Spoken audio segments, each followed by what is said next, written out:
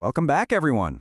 We actually did it. One full week of learning Korean is officially in the books. Today is our Day 7 big review, and we're using this explainer not to cram in new stuff, but to lock down all the amazing progress we've made so far. Let's see how much is actually stuck, right? Okay, let's dive right into this. The entire goal today is to reinforce everything through a concept called active recall. The science behind this is genuinely fascinating. We aren't just going to passively stare at our notes. No, we're going to actively test our brains with a 3-part challenge.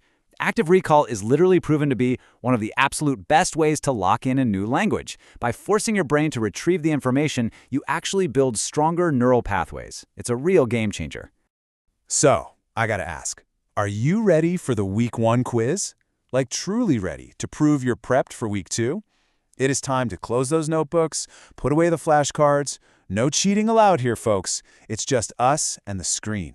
Trust yourself. Honestly, you know way more than you think you do.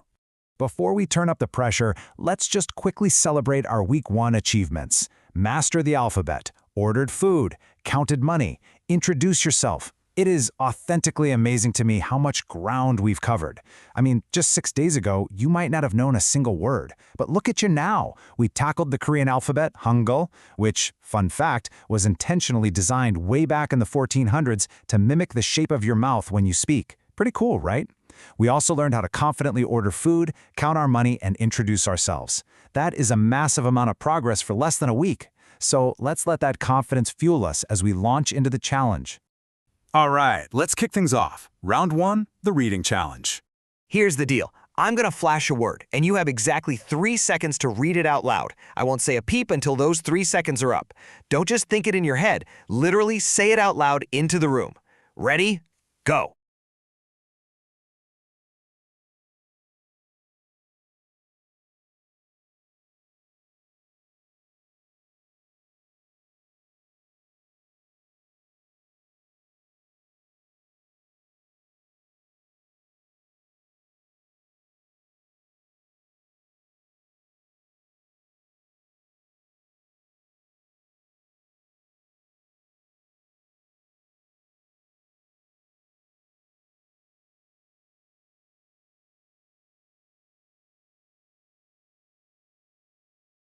Did you get it? That is uyu.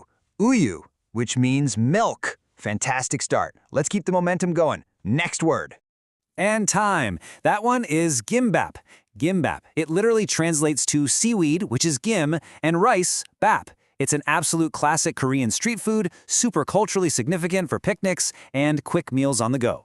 Just remember to hit that hard G and B sound. All right, last one for the reading round. Focus in. Nailed it? That is ramyeon. Excellent job. Now, if you managed to shout out all 3, seriously, give yourself a huge pat on the back. If you stumbled a bit or missed one, hey, no worries at all. It just means you should probably gently remind yourself to revisit our Day 2 alphabet explainer just to brush up on those wonderfully logical characters. Let's see how this builds. Moving right along to round 2, the survival drill. You know, reading is great, but speaking under pressure? That is where fluency actually happens. So picture this. You're sitting in an incredibly busy, super loud barbecue restaurant right in the middle of Seoul. The smell of grilled meat is literally everywhere, you are absolutely starving, and the waiter is rushing right past your table. So how do you get the waiter's attention? What's the specific phrase you need to call out loudly? Say it out loud right now. Yes! Jogyo, you hit the nail on the head. It literally translates to over there, but it's used essentially as excuse me whenever you're in a restaurant setting. Whew, okay, you basically just saved us from going hungry. But now that we have their attention, Let's shift the scene to a cafe. We've had a crazy long day of sightseeing, we walk up to the barista, and we desperately need caffeine. How do you explicitly, politely order a coffee? I'll give you a second. Go. Boom! Copy juseyo. Such good active recall. Kopi for coffee, and juseyo meaning please give me. The brilliant thing about this specific grammar mechanic is that you can just attach juseyo to almost any noun you want to order. We are absolutely crushing this survival drill right now. Now let's test a completely different part of our brains, numbers. We've enjoyed our coffee and the barista hands over the bill. The price is 10,000 won. Now, what's really interesting here is how you say it. Do you remember the specific word for this exact, very common denomination of Korean currency? Go ahead, say it out loud. Mon. That's it. Remember, 10,000 is a base unit in the Korean counting system. So unlike in English where we have to say 10,000, it gets its very own special base word, mon. I honestly always find that little counting quirk so fascinating. Well, look at that. We've officially survived round 2. We got the waiter's attention, ordered a drink, and paid the bill. Which brings us to the final test. Round 3, the introduction. For this one, we're going to treat it like a direct, back-and-forth conversation. I'm going to introduce myself in Korean, and in the silence that follows, I want you to literally speak back to the screen and introduce yourself to me.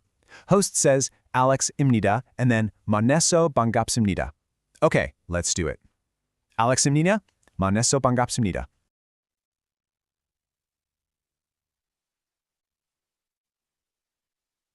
Amazing! I heard you loud and clear. So, the crucial point is, take a second and look at what just happened. You just held a basic, meaningful conversation in a completely brand new language, and it only took you 7 days to get here. You understood my introduction, you processed it in real time, and you formulated a culturally appropriate response using your own name. It is truly awe-inspiring how quickly the human brain can adapt to a new linguistic environment when you put it to work. That is a massive achievement, and you should be incredibly proud of yourself. Okay, let's talk scoring. How did you do across the reading, the survival drill, and the introduction? Be totally honest with yourself here. Our passing metric for this explainer is 80%.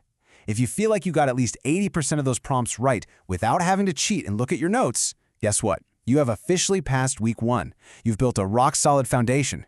And if you passed, you should get incredibly excited, because week 2 starts tomorrow, and our journey is really just beginning. We are going to be previewing power verbs. We're going to learn how to say foundational action words like do, go, and eat. And once we combine the nouns from week 1 with the power verbs of week 2, oh man, our ability to actually express ourselves is going to absolutely skyrocket. So, did you pass the week 1 quiz? Drop down into the comments right now and let me know your score. But before you go, I want you to really think about this final thought. If you were able to build this level of survival communication in just 7 days, literally without knowing a single verb, imagine the whole new world that opens up tomorrow when we finally give you the words to take action. Trust the process, guys, and as